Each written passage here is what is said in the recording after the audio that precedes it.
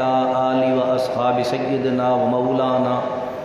محمد معدن الجود والکرم و آلہ و اصحابہ وبارک وسلم صلاۃ و سلام علیک یا سیدی یا رسول اللہ وعلی آلک و اصحابک یا حبیب اللہ صلی اللہ علیہ وسلم۔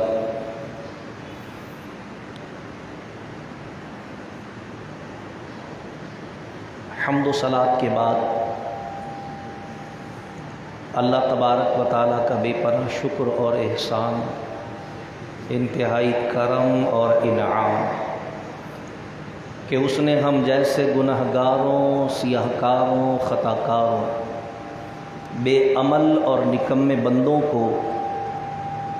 اس عظیم کار خیر کی توفیق مرحمت فرمائی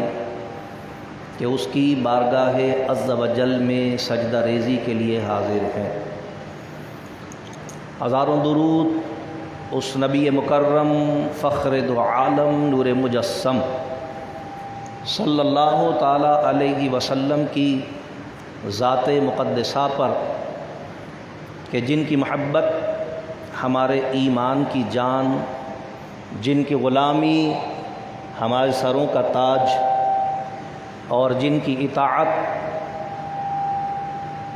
دنیا اور آخرت میں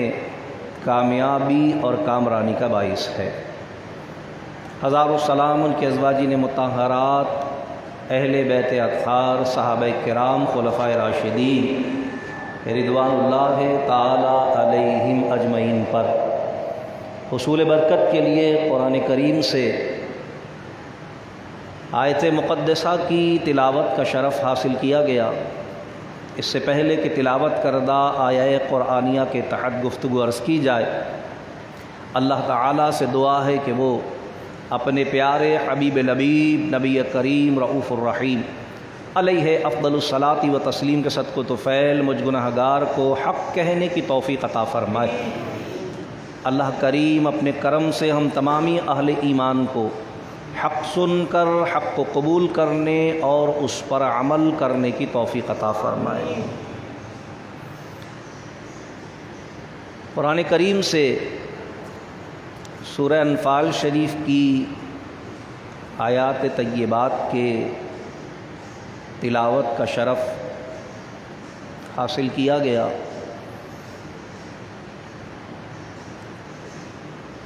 ماہ رمضان مبارک میں جس طرح پہلے ہم نے عرض کیا کہ بعض مخصوص شخصیات جن کے ایام وصال اس ماہ مبارکہ کی مخصوص تاریخوں میں ہیں، اور بعض مخصوص واقعات تاریخ اسلامی کے جو اس ماہ مبارکہ میں وقوع پذیر ہوئے، اسلامی تاریخ کا ایک انتہائی درخشندہ اور روشن باب ہیں۔ اتفاقی طور پر پہلا جمعۃ المبارک خاص 3 رمضان شریف کو ہوا، جو سیدہ کائنات خاتون جنت فاطمۃ الزہرا رضی اللہ تعالی عنہا کا یوم وصال تھا۔ سو الحمدللہ ہم نے ان کی سیرت طیبہ کے کچھ گوشے آپ حضرات کے گوش گزار کروائے۔ یہ محض اتفاق ہے کہ دوسرا جمعۃ المبارک خاص 10 رمضان مبارک کو ہی ہوا، اور خاص 10 رمضان مبارک یوم وصال ہے ام المؤمنین حضرت خدیجۃ الکبریٰ رضی اللہ تعالی عنہا کا۔ تو ان کے عرس مبارکہ کے حوالے سے گزشتہ جمعۃ المبارک میں ان کی سیرت طیبہ کے بعض پہلو ہم نے آپ حضرات کی خدمت میں عرض کیے، اور یہ بھی محض اتفاق ہے کہ آج تیسرا جمعۃ المبارک ہے اور 17واں روزہ ہے۔ یہ بھی تاریخ بالکل خاص اپنے تعین کے ساتھ اسلام کے اس سب سے عظیم واقعے کی یاد دلاتی ہے جو روئے زمین پر کفر و اسلام کا پہلا باقاعدہ جنگی معرکہ تھا، جس میں روئے زمین پر پہلی بار اہل ایمان تلواروں کے ساتھ حکم الہی کی تعمیل کے لیے غلبہ اسلام اور اسلام کی شان کو اپنی جان کی قربانی اور اپنے خون کی ارزانی کے ساتھ عزت و توانائی بخشنے کے لیے میدان کارزار میں حاضر ہوئے۔ یہ 17 رمضان مبارک خاص دن تھا جب غزوہ بدر کا واقعہ وقوع پذیر ہوا۔ 2 ہجری کا یہ واقعہ ہے، یعنی حضور سید عالم صلی اللہ تعالی علیہ وسلم کو مکہ مکرمہ سے ہجرت فرما کر مدینہ طیبہ تشریف لائے ہوئے تقریباً اگر ہم حساب لگائیں تو 19 مہینے گزر چکے تھے۔ اس درمیان میں اہل مکہ نے اسلام دشمنی میں کوئی کسر اٹھا نہ رکھی تھی، مسلمانوں کی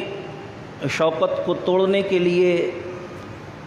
اسلام کے سورج کو عروج سے روکنے کے لیے مختلف نوعیت کے ہتھ کنڈے،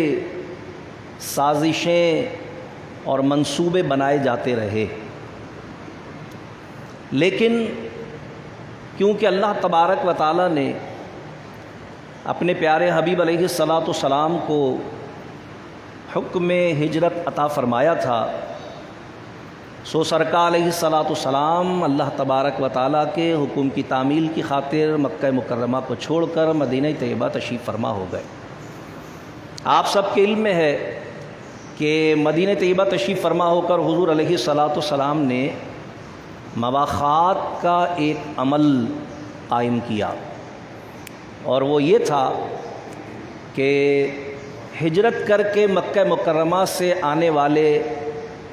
مہاجر صحابہ کرام میں سے ہر ایک کو مدینہ طیبہ میں پہلے سے موجود انصار صحابی کا بھائی بنایا، ایک ایک مہاجر کو ایک ایک انصار صحابی کا بھائی بنا دیا۔ اسے اسلامی تاریخ میں مواخات کا عمل کہتے ہیں۔ ظاہر ہے کہ اس سے آنے والے مہاجرین کے لیے کچھ اطمینان اور سکون کے اسباب مہیا ہوئے، کیونکہ انصار کھیتی باڑی اور زراعت کے پیشے سے وابستہ ہونے کے سبب متومل اور قدر خوشحال تھے۔ انہوں نے اپنے ساتھ اپنے جملہ امور میں مالی اعتبار سے اور ہر اعتبار سے آنے والے مہاجر صحابہ کرام کی امداد و نصرت فرمائی، لیکن کیونکہ اہل مکہ زراعت سے بالکل نابلد تھے، مکہ مکرمہ میں آج بھی کوئی زراعت نہیں ہوتی، ریگستان اور بنجر زمین ہے،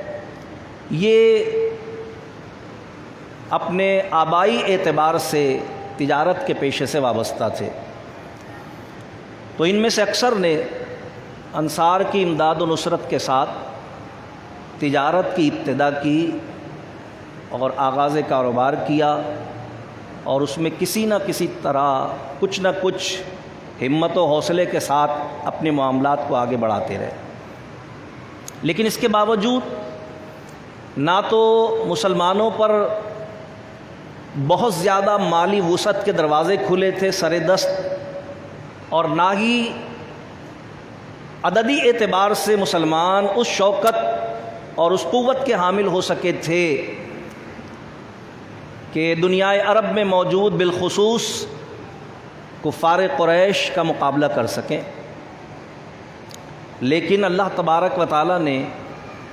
عفو و درگزر کی اور مہربانی اور معافی کی اور حلم و بردباری کی، جو تاکیدات اور تعلیمات آپ علیہ الصلاۃ والسلام کے ذریعے اب تک جماعت صحابہ کو عطا فرمائی تھی، اب اللہ تبارک و تعالیٰ نے ان بندشوں سے انہیں آزاد فرما دیا۔ لہذا اللہ تبارک و تعالیٰ نے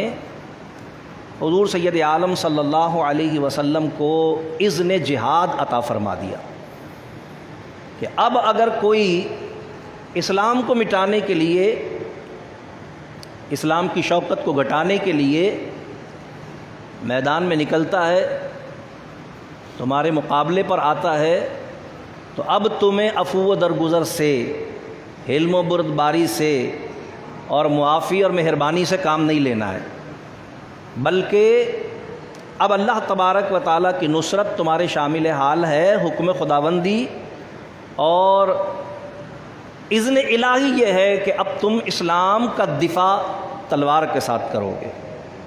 لہذا اللہ تبارک و تعالیٰ نے صحابہ کرام علیہم رضوان کو اذن جہاد عطا فرما دیا۔ قسم پرسی کا عالم تھا، مسلمانوں پر ابھی معاشی سہولت اور آسانی اور فراوانی کی صورت پیدا نہیں ہوئی تھی، بہت زیادہ غربت کی کیفیت تھی۔ یعنی اس کا اندازہ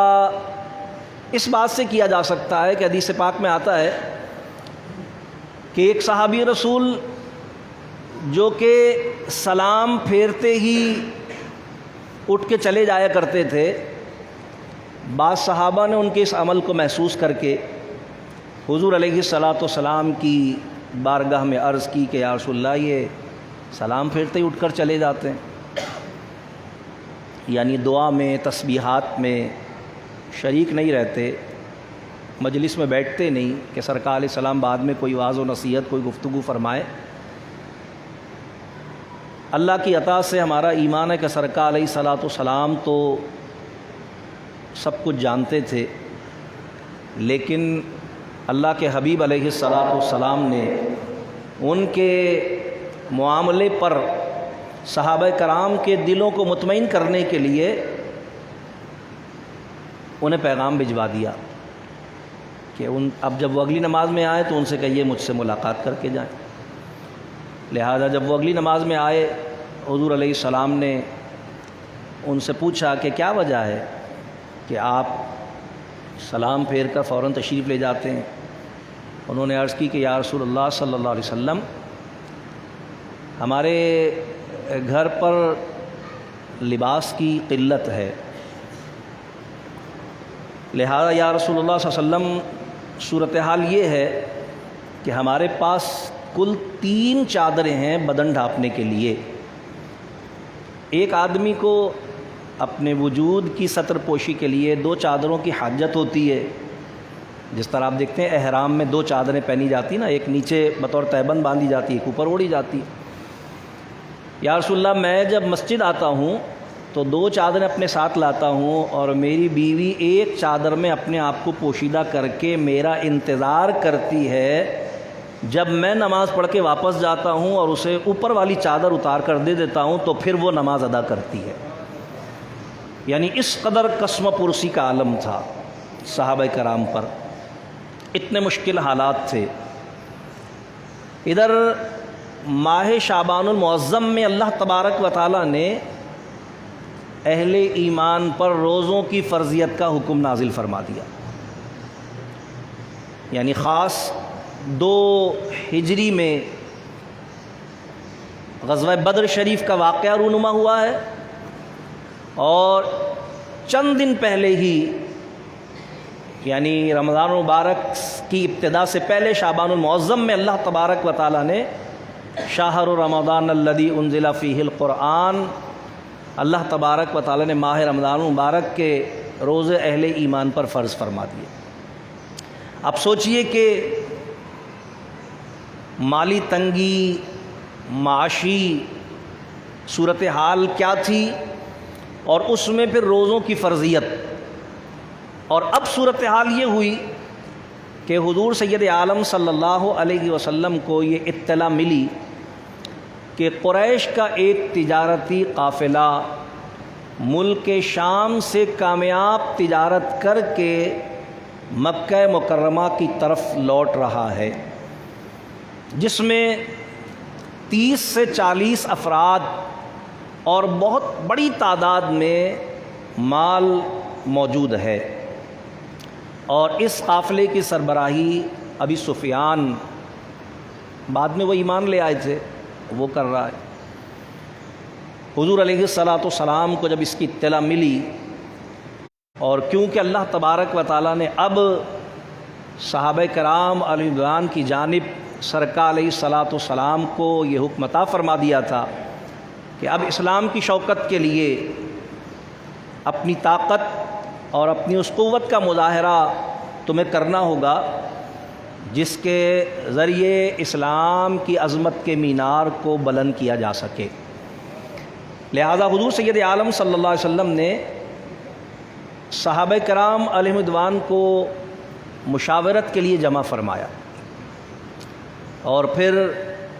صحابہ کرام رضوان سے مشاورت فرمائی کہ اگر ہم اس قافلے کا تعاقب کریں، کیونکہ ان کو گزرنا ہے بدر کے قریب سے، اور اگر ہم یہاں سے پیش قدمی کرتے ہیں تو ہم ان کے معارض ہو سکتے ہیں، لہذا حضور علیہ السلام نے جب صحابہ کرام سے مشاورت فرمائی تو حدیث پاک میں آتا ہے کہ صحابہ کرام علیہ رضوان نے سرکار علیہ الصلاۃ والسلام کی بارگاہ میں عرض کی کہ یا رسول اللہ صلی اللہ علیہ وسلم، ہم نے آپ کے دست حق پرست پر اسلام کی بیعت کی ہے، اور میں پہلے کبھی عرض کر چکا ہوں کہ یہ بیعت جو لفظ ہے یہ بیع سے بنا ہے، جس کے معنی ہے فروخت کر دینا، سودا کر دینا، تو بیعت کے معنی ہیں اپنے آپ کو فروخت کر دینا۔ یا رسول اللہ، ہم نے تو اپنی جان، مال، عزت، آبرو سب آپ کے ہاتھوں فروخت کر دی، سب کچھ ہم نے تو اللہ اور اس کے رسول کے حوالے کر دیا، جو حکم آپ فرمائیں۔ صحابہ کرام میں سے بعض نے انتہائی جذباتی کلمات ادا کیے اور عرض کی کہ یا رسول اللہ صلی اللہ علیہ وسلم، اگر آپ حکم دیں گے تو ہم آگ میں کود جائیں گے، اگر آپ حکم دیں گے ہم سمندر میں کود جائیں گے۔ یا رسول اللہ، ہم بنی اسرائیل نہیں ہیں جو موسیٰ علیہ السلام سے کہیں گے کہ تم اور تمہارا رب جا کر لڑو، ہم تو یہاں بیٹھے ہیں۔ یا رسول اللہ، ہم آپ کا ساتھ دیں گے اور پیچھے نہیں ہٹیں گے۔ لہذا حضور سید عالم صلی اللہ تعالیٰ علیہ وسلم نے صحابہ کرام کی مشاورت کے ساتھ ایک دستہ ترتیب دے کر اس قافلے کی خبرگیری کے لیے روانہ فرمایا۔ یہ قافلہ جو اپنے طے شدہ راستے پر گامزن تھا، جب حضور علیہ الصلاۃ والسلام کا متعین کردہ ایک گروپ اس کی تفتیش کرنے کے لیے آیا تو کسی طرح ان کو اطلاع ہو گئی کہ مسلمان ہمارے راستے میں تعارض کرنے کا ارادہ رکھتے ہیں، لہذا ابو سفیان نے ایک تیز رفتار ایلچی روانہ کیا مکہ مکرمہ کی طرف، اور پیغام بھجوایا کہ بھئی اگر تم چاہتے ہو کہ تمہارا قافلہ صحیح سلامت مکے پہنچ جائے اور تمہارے مال محفوظ رہیں اور ہماری جان مسلمانوں کے ہاتھوں قتل ہونے سے بچ جائے، تو فوری طور پر ہماری امداد و نصرت کو پہنچو۔ یہ اطلاع مکہ مکرمہ پہنچی، تو سرداران قریش سارے کے سارے سرگرم ہو گئے اور وہ پہلے ہی بہانہ تلاش کر رہے تھے۔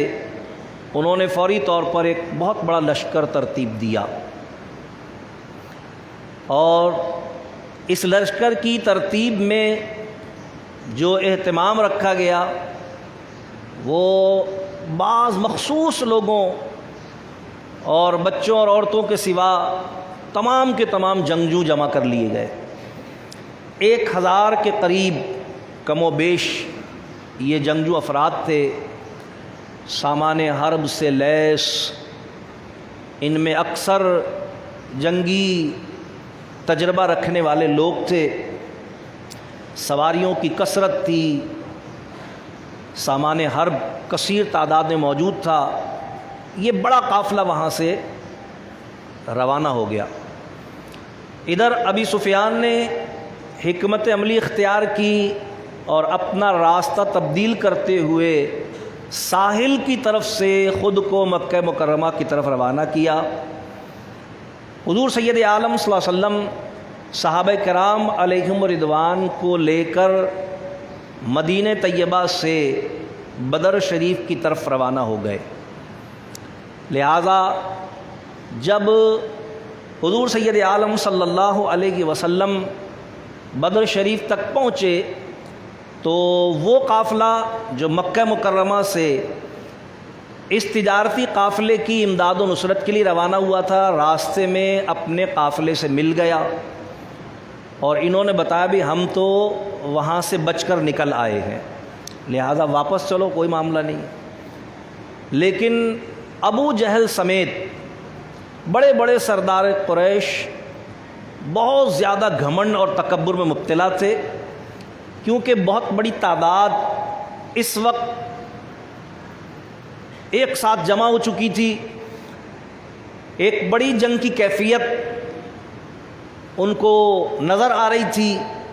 اور انہیں معلوم تھا کہ مسلمان تعداد میں کتنے ہیں اور ان کے احوال کیا ہیں، لہذا تکبر ان کے سر پہ سوار تھا اور انتہائی گھمنڈ کے ساتھ انہوں نے کہا کہ نہیں، اب جب ہم آ گئے تو اب تو ہم بدر جائیں گے اور اب مسلمانوں کا معاملہ ہم نمٹا کے ہی لوٹیں گے۔ اگر مسلمانوں نے راہ فرار بھی اختیار کیا تو ہم بدر میں جا کر بیٹھیں گے، وہاں پر شراب نوشی کریں گے، ناچ گانا کریں گے، جشن منائیں گے اور عرب پر اپنی دھاک اور اپنا روب اور دبدبہ بٹھائیں گے تاکہ آئندہ پھر کبھی وہ کوئی ایسی جرت نہ کر سکیں۔ حضور سید عالم صلی اللہ علیہ وسلم بھی عازم بدر شریف ہیں اور یہ بھی بدر کی طرف روانہ ہوئے۔ یہ پہلے پہنچے اور کیونکہ یہ جنگی حکمت عملی سے آگاہ تھے، انہوں نے اپنے عقل و فہم کے مطابق اونچی جگہوں پر بہت اچھی اپنے لیے جگہ منتخب کی کہ وہاں پر ہم پڑاؤ کریں۔ حضور سید عالم صلی اللہ علیہ وسلم جماعت صحابہ کو لے کر بدر شریف تشریف فرما ہوئے اور ایک نشیبی علاقے میں کچھ فاصلے پر سرکار علیہ الصلاۃ والسلام نے صحابہ کرام کو ٹھہرنے کا حکم دیا۔ اب صورتحال یہ تھی کہ یہاں 313 افراد تھے، یعنی کل نفوس جو تھے وہ 313 تھے۔ احادیث میں آتا ہے کہ جنگی سامان کی جو کیفیات تھیں وہ بھی اس طرح تھیں کہ کل 180 اونٹ تھے ان کے پاس، یعنی سواری کل 180 اونٹ تھے، 2 گھوڑے تھے اور 313 افراد میں سے صرف 6 افراد وہ تھے جن کے پاس زرہ یعنی جنگی لباس جو باقاعدہ ہوتا ہے وہ تھا، کل 6 افراد کے پاس۔ تو بہت زیادہ قسم پرسی کی یہ نوعیت تھی، لیکن حضور سید عالم صلی اللہ تعالیٰ علیہ وسلم کو اللہ تبارک و تعالیٰ کی طرف سے کیونکہ اذن جہاد مل چکا تھا، سرکار علیہ الصلاۃ والسلام وہاں تشریف فرما ہوئے۔ سرکار علیہ الصلاۃ والسلام کے لیے ایک چھوٹا سا خیمہ لگایا گیا، تمبو جس کو ہم کہتے ہیں، سائبان، عربی میں اس کو کہتے ہیں عریش۔ اللہ تبارک و تعالیٰ آپ سب کو مقام بدر کی زیارت عطا فرمائے۔ آج اس مقام پر ایک بہت بڑی عالی شان مسجد بنی ہوئی ہے، اس مسجد کا نام بھی مسجد عریش ہے۔ یہ مسجد اسی جگہ پر بنی ہوئی ہے جہاں حضور سید عالم صلی اللہ تعالیٰ علیہ وسلم کے لیے صحابہ کرام نے سائبان لگایا تھا۔ سرکار علیہ السلام وہاں تشریف فرما ہوئے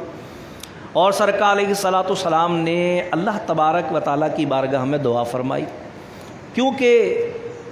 جماعت صحابہ کی جانب سے یہ بات مشاہدہ کی جا چکی تھی کہ فوج ہم سے 3 گنا سے بھی زیادہ ہے مخالفین کی، ان کے پاس سامان حرب بھی کثیر ہے، لہٰذا صحابہ کرام رضوان پر ایک نفسیاتی طور پر ایک دباؤ موجود تھا۔ حضور سید عالم صلی اللہ علیہ وسلم نے اللہ تبارک و تعالیٰ کی بارگاہ میں دعا فرمائی، سرکار نے گریہ ازاری فرمائی، اشک باری فرمائی۔ حضرت ابوبکر صدیق رضی اللہ تعالیٰ عنہ جو اس عریش میں حضور علیہ السلام کے ساتھ سرکار علیہ السلام کے محافظ بن کر تشریف فرماتے ہیں، سرکار علیہ السلام حالت سجدہ میں تھے اور سرکار علیہ السلام کی چادر مبارک بار بار ڈھلک کر زمین پر گر جاتی تھی۔ سرکار علیہ السلام اشکباری فرماتے تھے، گریہ ازاری فرماتے تھے، میں بار بار چادر اٹھا کر سرکار علیہ السلام کی پیٹھ شریف پر ڈالتا تھا اور پھر سرکار علیہ السلام کی اشکباری کے سبب سے وہ چادر پھسل کر زمین پر گر جایا کرتی تھی۔ بہت دیر تک حضور علیہ السلام اللہ تبارک و تعالیٰ کی بارگاہ میں روتے رہے اور دعا فرماتے رہے۔ من جملہ ان دعاؤں کے کہ جو بخاری اور مسلم کی کتاب المغازی میں بہت تفصیل کے ساتھ موجود ہیں، ایک دعا سرکار نے یہ بھی فرمائی کہ اللہ تبارک و تعالیٰ یہ ایک چھوٹی سی جماعت ہے جسے میں نے 13 سال کی محنت میں تیار کیا ہے۔ یہ بات آپ کے ذہن میں رہے، جیسا میں نے پچھلے جمعے عرض کیا تھا کہ حضرت خدیجہ الکبریٰ رضی اللہ تعالی عنہا کے ساتھ حضور علیہ السلام نے جو اعلان نبوت کے بعد کا وقت بسر فرمایا تھا، یہ حضور علیہ السلام کی حیات ظاہری کے مشکل ترین 13 سال تھے، جن میں 3 سال وہ بھی تھے کہ جس میں حضور علیہ السلام کو اور سرکار علیہ السلام کے خاندان کو شیب ابی طالب یعنی ایک گھاٹی میں محصور کر دیا گیا۔ سارے قریش نے بائیکاٹ کر دیا تھا، کوئی بات نہیں کرے گا، کوئی ان کو سودا نہیں بیچے گا، کوئی ان سے سلام کلام نہیں کرے گا، بائیکاٹ کر دیا، سوشل بائیکاٹ کر دیا تھا۔ تو مشکل ترین ایام تھے اور انہی مشکل ترین ایام کی ساتھی تھی حضرت خدیجہ الکبریٰ رضی اللہ تعالیٰ عنہ، اسی لیے سرکار علیہ السلام ان کو اس قدر تحسین فرمایا کرتے تھے۔ غرض حضور علیہ السلام نے اللہ تبارک و تعالیٰ کی بارگاہ میں دعا کی کہ مولا یہ مختصر جماعت جو آج زمین پر تیری وحدانیت، تیری توحید کا پرچم بلند کرنے کے لیے میدان میں تیرے حکم سے آئی ہے، اے رب الجلال اگر آج ان کو کامیابی نہیں ملی، اگر آج ان کو فتح و نصرت نصیب نہیں ہوئی، اگر آج یہ خدا نخواستہ ہار گئے، اگر آج یہ پسپا ہو گئے، حدیث پاک میں حضور علیہ السلام نے فرمایا مولا پھر زمین پر قیامت تک تیرا نام لینے والا کوئی نہیں ہوگا۔ بہت سخت الفاظ ہیں کہ سرکار اللہ تعالیٰ سے فرما رہے مولا پھر قیامت تک زمین پر تیرا نام لینے والا کوئی نہیں ہوگا۔ اس سے ان 313 افراد میں سے ہر ایک کی اہمیت کا اندازہ کیا جا سکتا ہے کہ یہ کتنے اہم افراد تھے کہ حضور علیہ السلام ان کو اپنی کمائی بتا رہے ہیں کہ یہ میری جو اعلان نبوت کے بعد سے آج کے دن تک کی پیغمبرانہ جد و جہد ہے، یہ اس کا ثمر ہے 313 افراد، اور یہ اپنی جان ہتھیلی پر رکھ کر تیرے دین کی سرفرازی کے لیے، تیرے نام کی سربلندی کے لیے اور تیری بارگاہ میں تیری عبادت کے لیے، تیرے بندوں کو پیش کرنے کے لیے، قیامت تک تیرا کلمہ توحید بلند رکھنے کے لیے اپنی جان ہتھیلی پر رکھ کر آ گئے۔ اگر آج یہ ختم ہو گئے، اگر آج ان کو کامیابی نہیں ملی تو پھر قیامت تک زمین پر تیرا نام لینے والا کوئی نہیں ہوگا۔ حضور علیہ السلام کثرت کے ساتھ گریہ ازاری فرما رہے تھے، یہاں تک کہ اللہ تبارک و تعالیٰ نے رسول اللہ صلی اللہ تعالیٰ علیہ وسلم پر وحی فرمائی اور حضور سید عالم صلی اللہ تعالیٰ علیہ وسلم کو فتح و نصرت اور کامیابی اور کامرانی کی بشارت عطا فرما دی۔ اب 313 افراد، قسم پرسی کا عالم ہے، 1000 سے زیادہ مضبوط، منظم اور انتہائی فوجی سامان سے لیس فوج پر کامیابی حاصل کیسے کرے گی؟ خالی وعدے سے کام کیسے چلے گا؟ تو رب کائنات نے اس کا سبب بھی بیان فرما دیا۔ فرمایا حبیب علیہ السلام، ہم آپ کے ان پیاروں کی امداد و نصرت کے لیے فرشتوں کی جماعت نازل کریں گے، ہم ان کو مشقت کرنے ہی نہیں دیں گے، ہم فرشتوں کی امداد نازل کریں گے۔ سورہ انفال شریف کی جو آیت مبارکہ میں نے تلاوت کی، رب کائنات میں یہی ارشاد فرمایا، وَلَقَدْ نَصَرَكُمُ اللَّهُ بِبَدْرٍ وَأَنْتُمْ أَذِلَّةٌ۔ رب کائنات ارشاد فرماتا، اور بے شک اللہ نے بدر میں تمہاری مدد کی جب تم بالکل بے سر و سامان تھے۔ ظاہر ہے 313 افراد میں بتا دیا 6 زیریں تھی کل، یعنی اپنے آپ کو بچانے کا بھی سامان پورا نہیں تھا، جائے کہ دشمن سے لڑنے کا معاملہ۔ رب کائنات ارشاد فرماتا ہے تو اللہ سے ڈرو تاکہ تم شکر گزار ہو۔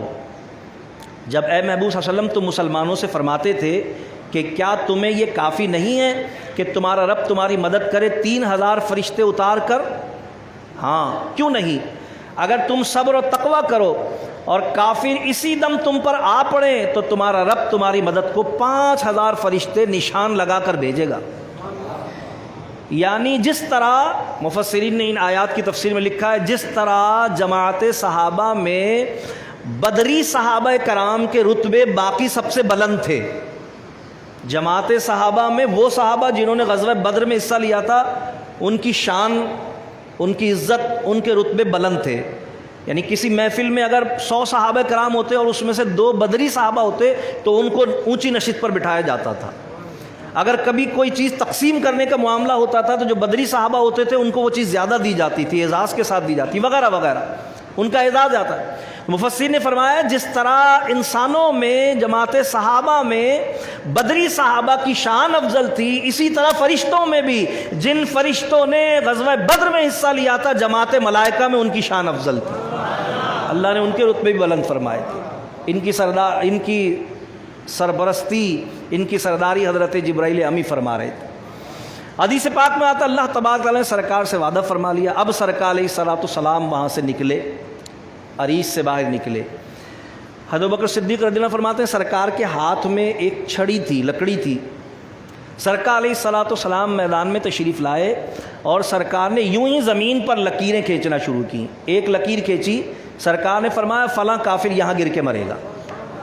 پھر ایک لکیر کھینچی ایک آدھ قدم آگے بڑھ کر، فرمایا فلاں کافر یہاں گر کر مرے گا، فلاں کافر یہاں گر کر مرے گا۔ حضور علیہ السلام قریش کے بڑے بڑے سرداروں کے جو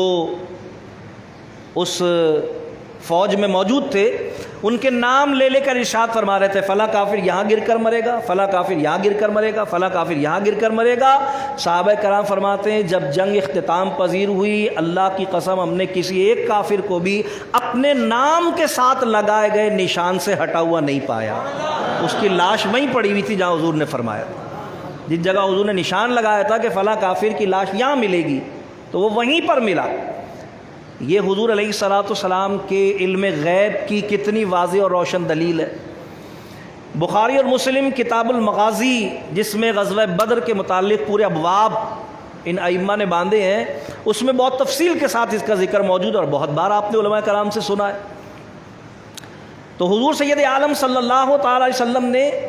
ابھی دوسرے دن جنگ ہونی تھی، یہ ایک دن پہلے کی بات ہے، سرکار علیہ الصلوۃ والسلام نے زمین پر نشان لگا دیے۔ ظاہر ہے یہ اللہ کی وحی تھی، اللہ تبارک و تعالیٰ کی عطا سے یہی ہمارا ایمان بھی ہے کہ سرکار علیہ السلام جانتے ہیں اللہ نے اپنے حبیب علیہ السلام کو صرف فتح و نصرت کی کامیابی کی خوشخبری نہیں عطا فرمائی، ملائکہ کے ذریعے امداد کا وعدہ ہی نہیں فرمایا، بلکہ سرکار علیہ السلام کو یہ بھی بتا دیا کہ کون کون کافر مرے گا اور کہاں کہاں مرے گا۔ تو سرکار علیہ السلام نے جماعت صحابہ کو بھی اس پر آگاہی عطا فرما دی۔ لہذا اللہ تبارک و تعالیٰ کا وعدہ صحابہ کرام کو حضور علیہ السلام کی زبان حق ترجمان سے ملا، ظاہر ہے ان کے حوصلے بلند ہو گئے۔ اللہ تبارک و تعالیٰ نے پھر ایک اہتمام یہ فرمایا کہ صحابہ کرام پر مشکل وقت تھا، پریشانی کی نوعیت تھی۔ سورہ انفال شریف میں اس کا پورا منظر قرآن کریم نے بیان کیا ہے۔ اللہ تبارک و تعالیٰ نے بارش فرما دی۔ اب صحابہ کرام نشیب میں تھے، وہاں ریت تھی جس پر چلنا بھی مشکل ہوتا ہے، جب بارش ہوئی خدا کا کرنا یہ ہوا کہ وہ اپنے طور پر اونچی جگہ پر بیٹھے تھے، یہ سمجھ کر کہ وہاں سے ہم نیچے مسلمانوں پر بہتر انداز میں نشانہ بنا سکیں گے، مار سکیں گے۔ لیکن جب بارش ہوئی تو بہاؤ پانی کا نیچے کی طرف ہوتا ہے، سب کو پتہ یہ بات، پانی یہاں آیا، ریت تو بیٹھ گئی، ان کے لیے تو چلنے کا سامان بہترین ہو گیا، اور ان کے لیے زمین مشکل گزار ہو گئی، ان کے لیے سنبھلنا مشکل ہو گیا، ان کے لیے پریشانی کی صورتحال پیدا ہو گئی۔ اس بارش کے ذریعے اللہ تبارک تعالیٰ نے صحابہ کرام کو نہ صرف یہ کہ پانی کا ذخیرہ بھی عطا فرما دیا، نصیب میں تو یہی تھے، بلکہ غسل و وضو کے ساتھ ان کے لیے جسمانی طمانینت کا اہتمام بھی فرما دیا۔ قرآن کریم نے اس بات کو بھی بیان کیا سورہ انفال شریف میں کہ اللہ تبارک تعالیٰ نے جماعت صحابہ پر ایک عجیب اونگ قائم فرما دی۔ کچھ دیر کے لیے سارے صحابہ کرام پر نیند کی کیفیت طاری ہو گئی، حالانکہ جنگ کا میدان ہے، دشمن کا مقابلہ ہے، لیکن اللہ تبارک تعالیٰ نے اس ایک لمحے میں یہ وقتی طور پر جو ایک اونگ کی کیفیت ان پر قائم کی تھی، جب صحابہ کرام اس سے بیدار ہوئے تو فرماتے ہیں گویا ہم 24 گھنٹے کے بعد سو کر اٹھے ہوں گے، یعنی بالکل چاق و چوبند ہو گئے۔ وہ سفر کی جو تکان تھی وہ ساری کی ساری اللہ تبارک تعالیٰ نے، یعنی بے شمار امداد و نصرت آنا شروع ہو گئی جو اللہ نے وعدہ فرمایا تھا اپنے حبیب علیہ السلام سے۔ تو اللہ تبارک و تعالیٰ نے حضور سید عالم صلی اللہ علیہ وسلم کے اس وعدے کا اظہار جماعت صحابہ پر کرنا شروع کر دیا، جس سے ان کے حوصلے بلند ہوتے چلے گئے، یہاں تک کہ جنگ کا آغاز ہو گیا۔ اور جب جنگ کا آغاز ہوا، حدیث پاک میں قرآن کریم نے بھی اس واقعے کا ذکر کیا، رسول اللہ صلی اللہ تعالیٰ علیہ وسلم نے زمین سے ایک مٹھی مٹی اٹھائی اور کافروں کی طرف پھینکی۔ اب ایک مٹھی مٹی کتنی ہوتی ہے ہر کوئی سمجھ سکتا ہے، اور 1000 افراد جو منتشر ہوں ان کی نوعیت کیا ہوتی ہے یہ بھی ہر کوئی جان سکتا ہے۔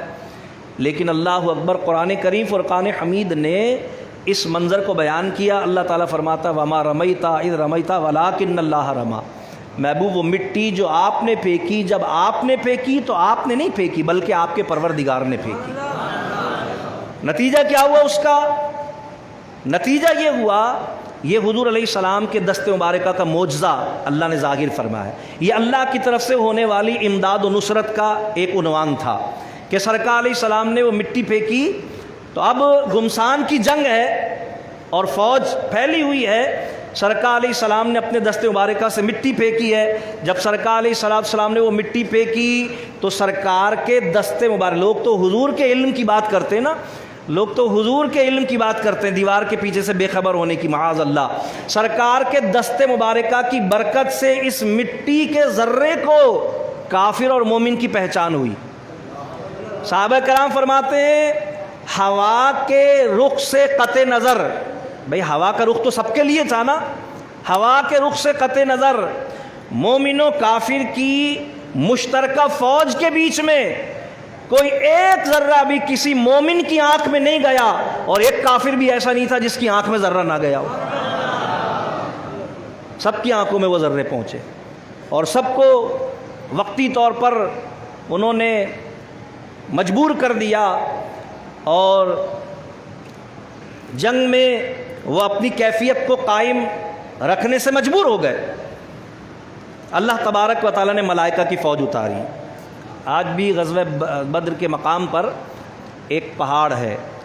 اس کو جبل ملائکہ کہا جاتا ہے، وہ نشاندہی ہے اس بات کی کہ اس پہاڑ پر اللہ تبارک و تعالیٰ نے ملائکہ کی فوج نازل فرمائی۔ حدیث مبارکہ میں آتا ہے صحابہ کرام فرماتے ہیں ہم نے ایسے افراد کو اپنے ساتھ جنگ میں شریک دیکھا کہ جو گھوڑوں پر سوار تھے اور ان کے چہروں پر ان کے اماموں کے نقاب تھے، پیلے رنگ کے امامے انہوں نے پہنے ہوئے تھے،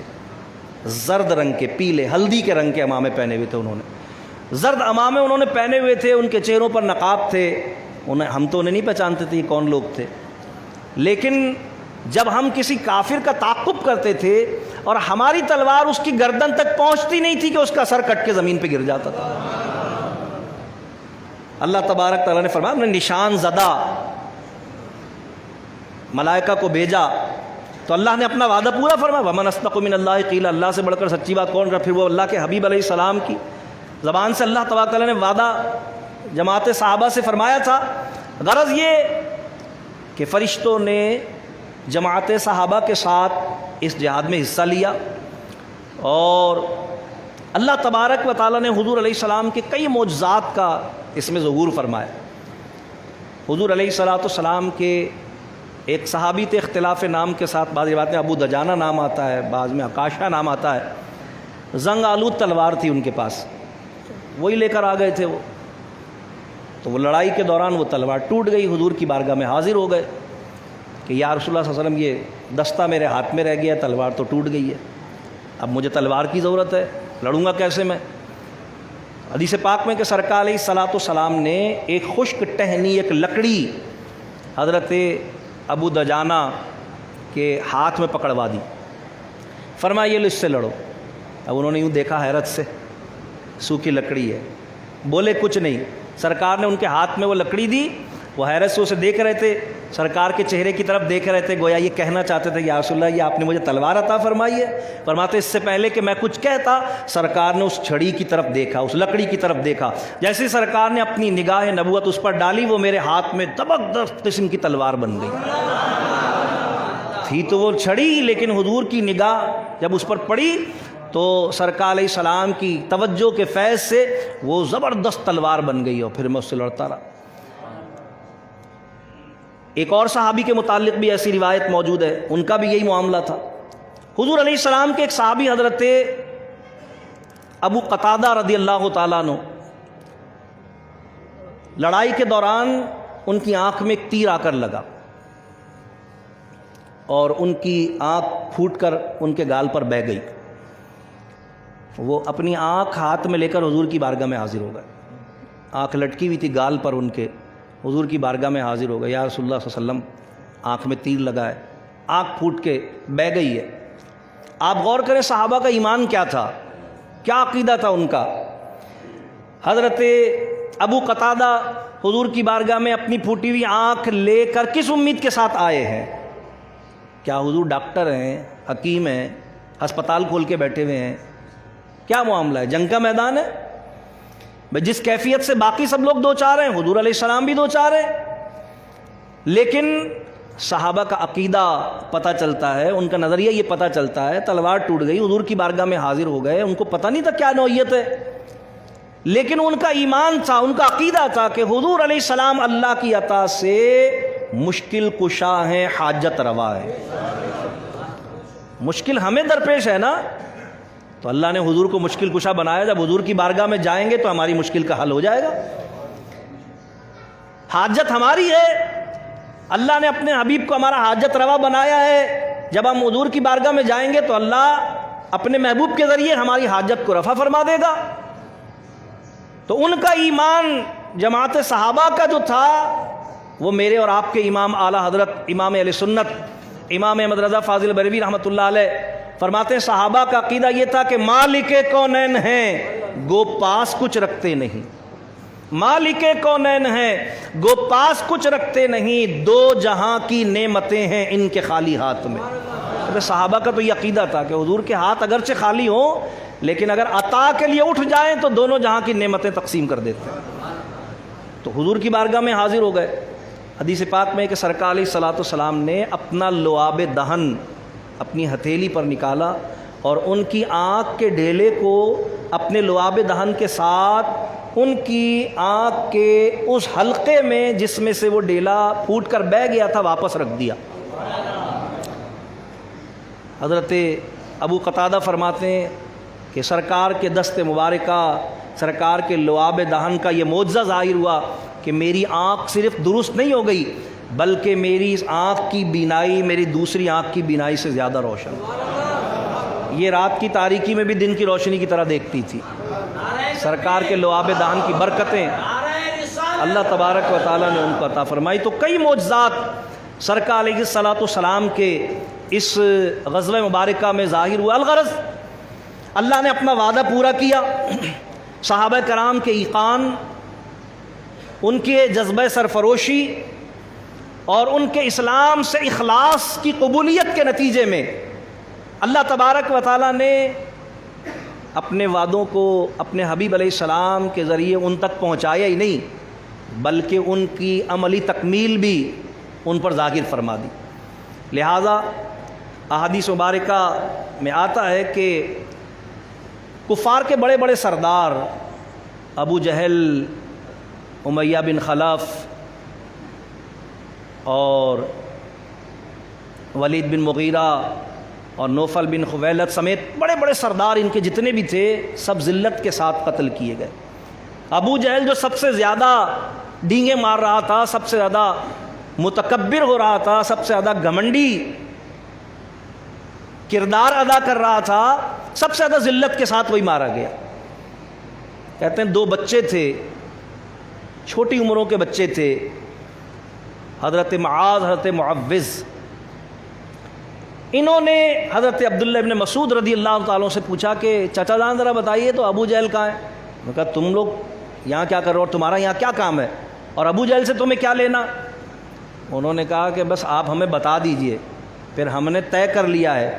کہ حضور صلی اللہ علیہ وسلم کے اس گستاخ کو جہنم میں پہنچا کر ہی دم لیں گے۔ اللہ، لہذا حدیث پاک میں کہ یہ دونوں بچے لپکے اور حضرت عبداللہ ابن مسعود نے دور سے اشارہ کر کے بتایا کہ وہ ابو جہل ہے، تو بس یہ اس کی طاق میں لگے رہے تھے، تو بچے ہی انہوں نے اس طریقے سے اس کی طاق کی کہ وہ سوچ بھی نہیں سکتا تھا کہ یہ اس پر حملہ آور ہوئے اور اس کی گردن اتار دی، ٹھکانے لگا دیا اس کو۔ ذلت کے ساتھ اللہ نے 2 ایسے بچوں کے ہاتھوں کہ وہ سوچ بھی نہیں سکتا تھا کہ اتنی ذلت والی میری موت ہوگی۔ تو اللہ تبارک و تعالیٰ نے اپنا وعدہ پورا فرمایا، 70 سے زیادہ ان کے بڑے بڑے سردار قتل کیے گئے، 90 سے زیادہ قید کیے گئے اور اکثر فرار ہو گئے۔ بہت ذلت کا سامنا ان کو کرنا پڑا۔ حضور علیہ الصلوۃ والسلام نے جب یہ جنگی قیدی جن کو گرفتار کیا گیا تھا حضور علیہ الصلوۃ والسلام کے سامنے پیش کر دیے گئے، کثیر مال غنیمت مسلمانوں کے ہاتھ آیا، اور اس کے متعلق حضور علیہ السلام نے صحابہ کرام سے مشاورت فرمائی کہ اب ان قیدیوں کے ساتھ کیا کرنا چاہیے۔ تو شیخین کی رائے میں اختلاف ہوا، یعنی حضرت ابوبکر صدیق رضی اللہ تعالیٰ عنہ کی رائے یہ ہوئی کہ ان کو فدیہ لے کر چھوڑ دیا جائے، اور حضرت عمر فاروق رضی اللہ تعالیٰ عنہ کی رائے یہ ہوئی کہ ان سب کو قتل کر دیا جائے۔ حضور علیہ الصلوۃ والسلام نے حضرت صدیق اکبر رضی اللہ تعالیٰ عنہ کی رائے کو قبول فرمایا۔ حضور علیہ الصلوۃ والسلام کی عادت کریمہ تھی کہ سرکار علیہ السلام صحابہ کرام سے مشاورت فرمایا کرتے تھے۔ اللہ تبارک تعالیٰ نے اس جماعت کو حضور علیہ الصلوۃ والسلام کا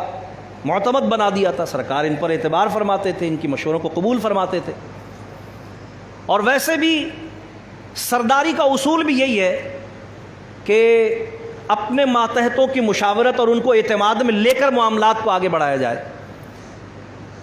تو حضور علیہ الصلوۃ والسلام نے مشاورت فرمائی تو ابوبکر صدیق رضی اللہ عنہ کے مشورے کو حضور نے قبول فرما دیا۔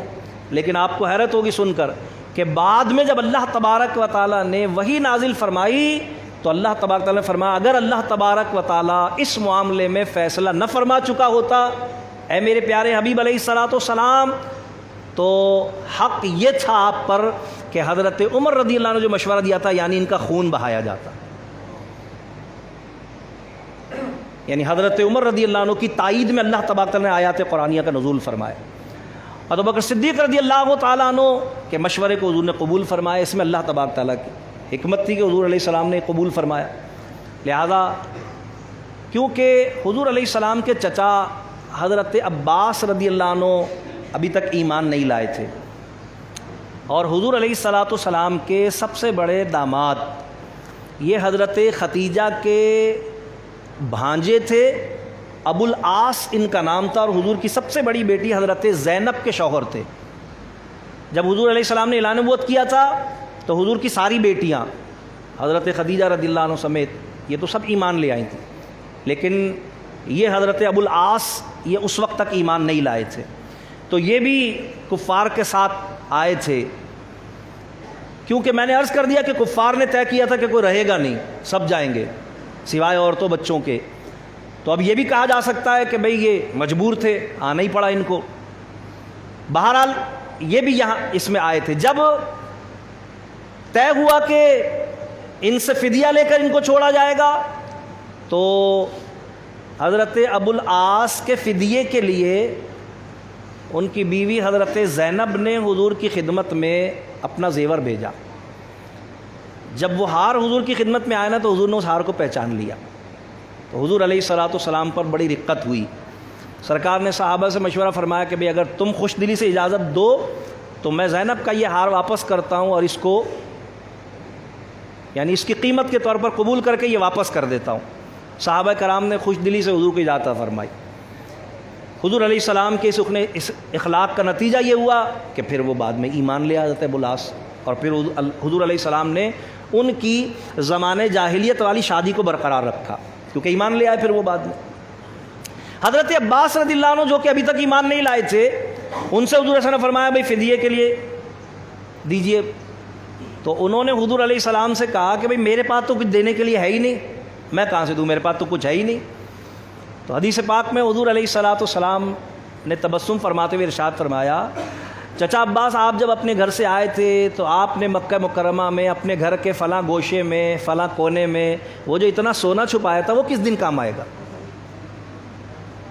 حضرت عباس رضی اللہ تعالیٰ عنہ نے جب حضور کی زبان سے یہ بات سنی، آپ نے فرمایا کہ میرے بھتیجے محمد صلی اللہ علیہ وسلم یہ بات آپ کو کس نے بتائی؟ یہ تو میری بیوی کو بھی نہیں پتہ ہے، میں نے گھر میں بھی کسی کو نہیں بتائی ہے، یہ تو میرے سوا کوئی نہیں جانتا۔ سرکار نے فرمایا میرے اس رب نے جس نے مجھے رسول بنا کر مبعوث فرمایا، میرے رب نے بتایا۔ حضرت عباس رضی اللہ تعالیٰ عنہ فرماتے ہیں کہ یوں تو اور بہت ساری چیزیں تھیں جن کے سبب سے میں یہ سمجھتا تھا کہ آپ کوئی عام انسان نہیں ہیں، یہ تو بہت ساری چیزیں تھیں، لیکن آج کے اس واقعے نے اس بات کی تصدیق کر دی کہ آپ اللہ کے رسول ہیں۔ فرماتے ورنہ میں تو بچپن سے یہ جانتا تھا کہ آپ عام آدمی نہیں ہیں، لہذا جب حضرت عباس رضی اللہ تعالیٰ عنہ کے سامنے اس واقعے کا ذکر بعد میں بھی ہوتا تھا ان کے ایمان لانے کے حوالے سے، تو حضرت عباس رضی اللہ عنہ فرماتے تھے کہ کیا میں تمہیں اس سے بھی زیادہ حیرت کی بات نہیں بتاؤں؟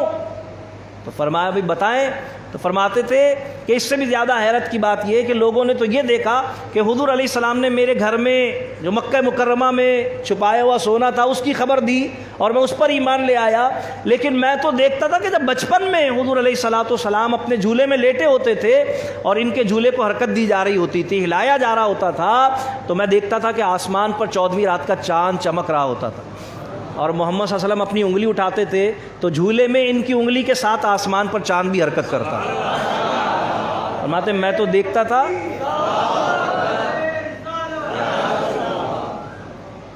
تو حضور علیہ السلام کے سامنے جب یہ بات آئی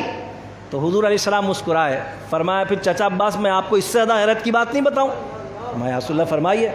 فرمایا تم تو یہ دیکھتے تھے کہ میں جھولے میں لیٹا ہوتا تھا اور میری انگلی کے اشارے کے ساتھ ساتھ آسمان پر چاند حرکت کرتا تھا، میں تمہیں بتاتا ہوں کہ جب چاند عرش الہی کے نیچے سجدہ ریز ہوتا تھا تو میں اپنے جھولے میں لیٹا ہوا اس کی تسبیح کو بھی سنا کرتا تھا۔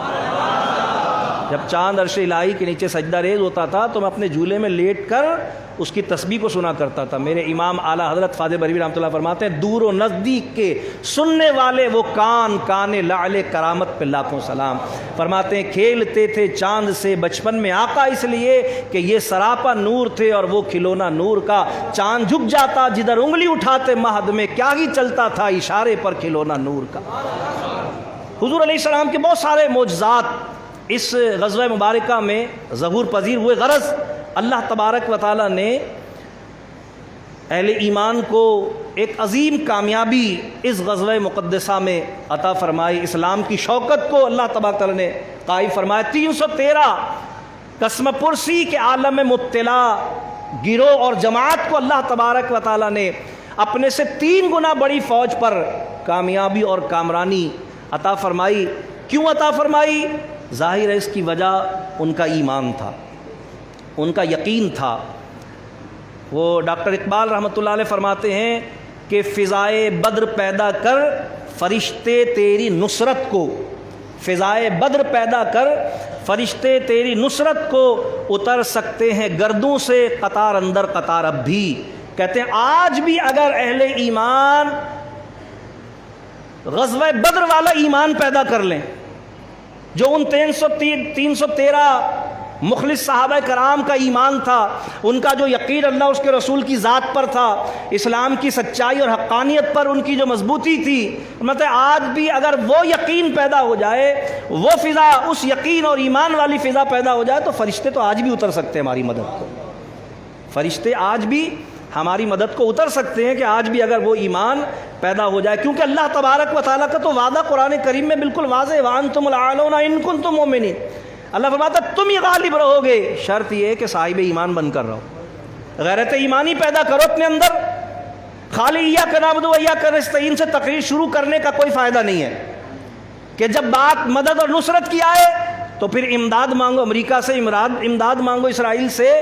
مشورے لو امریکہ سے اور مشورے لو اسرائیل سے نہیں، بلکہ جب ایاک نعبد و ایاک نستعین پڑھنے کی بات ہو تو پھر یقین بھی اللہ اس کے رسول کی ذات پر ہو، پھر اسلام کی قوت پر بھی یقین ہو، اسلام کی صداقت پر بھی یقین ہو، اللہ کے وعدے پر بھی یقین ہو، حضور کی امداد و نصرت پر بھی یقین ہو، اور اللہ تبارک و تعالیٰ کی عطا کردہ نعمتوں کے صرف رب ذوالجلال کی جانب سے ہونے پر اور صرف صدقہ رسول اللہ صلی اللہ علیہ وسلم ہونے پر بھی یقین ہونا چاہیے. اگر یہ کیفیت ہو تو پھر آج بھی ڈاکٹر اقبال کہتے ہیں فرشتے آ سکتے ہیں، لیکن آج جو ہمارا حال ہے وہ سب کے سامنے ہے. رہ گئی رسم ازاں روح بلالی نہ رہی، فلسفہ رہ گیا تلقین غزالی نہ رہی. ڈاکٹر اقبال فرماتے ہیں وہ زمانے میں معزز تھے مسلمان ہو کر، اور ہم خوار ہوئے تاریک قرآن ہو کر. درس قرآن اگر ہم نے بھلایا ہوتا، یہ زمانہ نہ زمانے نے دکھایا ہوتا. آج 2 ارب سے زیادہ مسلمان ہیں، مگر آپ دیکھ رہے ہیں کہ حضور علیہ السلام کی گستاخی پر مقابلہ کرنا، سامنا کرنا تو بہت دور کی بات ہے، احتجاج کرنے میں بھی پوں ہو رہی ہے. احتجاج کرنے میں بھی پوں ہو رہی ہے، اس لیے کہ دعوی ایمان تو بہت ہے، لیکن ایمان کی سچی رمق دلوں میں موجود نہیں ہے. زبان سے اسلام کا نام لینا کچھ اور ہے، اور قلب و ذہن میں اسلامی غیرت و حمیت کا موجود ہونا یہ کچھ اور ہے. تو کامیابی تو ان کے لیے ہے جن کے دل و دماغ میں غیرت ایمانی اور حمیت اسلامی موجود ہے، جو اللہ کے وعدوں پر، اس کے حبیب علیہ السلام کی زبان کی صداقت پر یقین رکھتے ہیں، جنہوں نے اپنا سب کچھ رسول اللہ صلی اللہ تعالی علیہ وسلم کے وعدے انعام آخرت کے ساتھ وابستہ کر دیا ہے کہ بھی ہمارا سب کچھ تو حضور کی زبان کے وعدے پر ہے. ہم نے تو کلمہ پڑھا حضور علیہ السلام کا، اور جب حضور کا کلمہ پڑھ لیا تو پھر ہمارا سب کچھ حضور کے لیے، ہمارا سب کچھ حضور کے نام پر ہی قربان ہے. تو حقیقت یہی ہے کہ آج اگر ہم غزوہ بدر کے واقعے کی طرف دیکھتے ہیں تو میں کہتا ہوں شہدائے بدر بلکہ شرکائے بدر سارے کے سارے میرے اور آپ کے محسن ہیں. بڑی ذمہ داری سے کہہ رہا ہوں میں، بعد کی ساری جنگیں بشمول واقع کربلا بالکل ثانوی حیثیت رکھتی ہیں، کیونکہ یہ سب کچھ تو ہوتا ہی نہیں اگر غزوہ بدر میں اللہ تبارک و تعالیٰ ان 313 کو کامیابی عطا نہیں فرماتا. بھائی وہیں پہ کام تمام ہو جانا تھا نا سارا قصہ. لیکن حضور علیہ السلام نے کیا فرمایا تھا؟ مولا اگر یہ 313 جو میں نے آج تیری بارگاہ میں پیش کر دیے ہیں، اگر یہ آج پسپا ہو گئے تو پھر روئے زمین پر قیامت تک تیرا نام لینے والا کوئی نہیں ہوگا. پتہ چلا کہ آج روئے زمین پر جہاں کہیں بھی اللہ کا، اس کے حبیب کا نام لیا جا رہا ہے، یہ صدقہ ہے شہدائے بدر کے خون کا، یہ صدقہ ہے شرکائے بدر کی قربانیوں کا. اگر وہ بھی ڈر گئے ہوتے کہ ہمارے معاشی حالات کا کیا بنے گا، امدادیں روک دی جائیں گی، ہم کیسے سروائیو کریں گے، ہم کیسے بین الاقوامی فورم پر چل سکیں گے، اگر انہوں نے بھی یہ سب کچھ سوچا ہوتا تو شاید آج دنیا میں کوئی اسلام کا نام لیوا ہی نہیں ہوتا. لیکن انہوں نے اپنا سب کچھ، اپنا تن من دھن اللہ اور اس کے رسول کے لیے وقف کر دیا،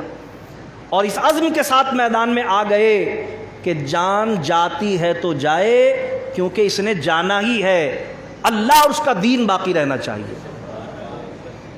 ان کا ایمان تھا ان کا یقین تھا کوئی گل باقی رہے گا نہ چمن رہ جائے گا، پر رسول اللہ کا دین حسن رہ جائے گا۔ اس یقین کے ساتھ وہ میدان میں آئے اور اللہ تبارک تعالیٰ نے ان کی امداد و نصرت فرمائی، ان کی مدد فرمائی۔ آج ضرورت ہے کہ ہم اپنے اندر غیرت ایمانی پیدا کریں۔ آپ سوچئے کہ شعبان میں روزے فرض ہوئے ہیں،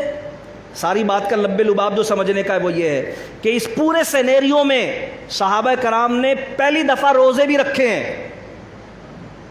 سوچئے ذرا ایک لمحے کے لیے، پہلا سال تھا 2 ہجری میں ہی روزے فرض ہوئے ہیں، 2 ہجری میں ہی غزوہ بدر لڑی گئی ہے، 17 رمضان مبارک کو آج کے دن۔ اس سارے سینیریو میں صحابہ کرام نے اپنی نمازیں نہیں چھوڑی ہیں، انہوں نے اپنے روزے ترک نہیں کیے، بلکہ اپنی نمازوں، اپنے روزوں اور دین کے تمام احکامات کو اس قسم پرسی اور جنگی حالت میں بھی قائم رکھ کر یہ ثابت کر دیا کہ یہ دین عمل کے لیے اور باقی رہنے کے لیے آیا ہے۔ لہذا آج میری اور آپ کی بھی ذمہ داری بنتی ہے کہ ہم جہاں ایک طرف شہدائے بدر کی بارگاہ میں سلام عقیدت ایصال ثواب پیش کریں، وہیں ان کی اس سیرت کو بھی اپنے پیش نظر رکھیں۔ تھوڑی سی گرمی ہو لوگ روزہ چھوڑ دیتے ہیں، تو معمولی سی بیماری ہو لوگ نماز چھوڑ دیتے ہیں، معمولی سا کوئی بہانہ اور ہیلا آ جائے تو لوگ کہتے ہیں بھئی کون جائے گا یار، یہ تو وہ کر رہے ہیں بات یار کر رہے ہیں، وہ احتجاج ہو رہا ہے ہونے دو یار، ہم غیر سیاسی ہیں، ہمارا تعلق بھائی اسلام سیاست، اسلام دین، اسلام ہمارا ایمان، حضور کی ناموس نہیں ہے تو کچھ بھی نہیں ہے۔ آج ہماری غیرت ایمانی کا تقاضا یہ ہے کہ ہم اپنی عملی زندگی میں رسول اللہ صلی اللہ تعالیٰ علیہ وسلم کی ناموس کے محافظ بنیں، سرکار کی سیرت و سنت کو اپنے پیش نظر رکھیں، حضور سید عالم صلی اللہ علیہ وسلم کی تعلیمات کو اپنے پیش نظر رکھتے ہوئے اپنی عملی زندگی کو صحابہ کرام علیہم رضوان کی سیرت کا عکس بنانے کی کوشش کریں۔ وہ مقدس جماعت جس کو رب نے رضی اللہ عنہ ورضوا عنہ کا اعزاز عطا فرمایا، وہ صرف اور صرف حضور علیہ السلام کی غلامی کے ثمر کے ساتھ ہی اس اعزاز سے ہمکنار ہوئی تھی۔ آج بھی اگر میں اور آپ اس اعزاز کو قائم کر لیں تو اللہ تبارک تعالیٰ کی رضا اور خوشنودی ہمارے شامل حال ہوگی۔ اللہ تعالیٰ کی بارگاہ میں دعا، اللہ کریم شہدائے بدر کے درجات کو بلندیاں عطا فرمائے، اللہ کریم ان کی قربانیوں کے صدقے طفیل، ان کے مقدس خون کی حرمت کی برکت سے اللہ تعالیٰ اسلام کا قلعہ پاکستان کو بنائے، اس کی ایٹمی صلاحیتوں کو اللہ تبارک تعالیٰ محفوظ فرمائے، رب کائنات پاکستان کی سرحدوں کی حفاظت فرمائے، اور عالم اسلام میں اور اس دنیا میں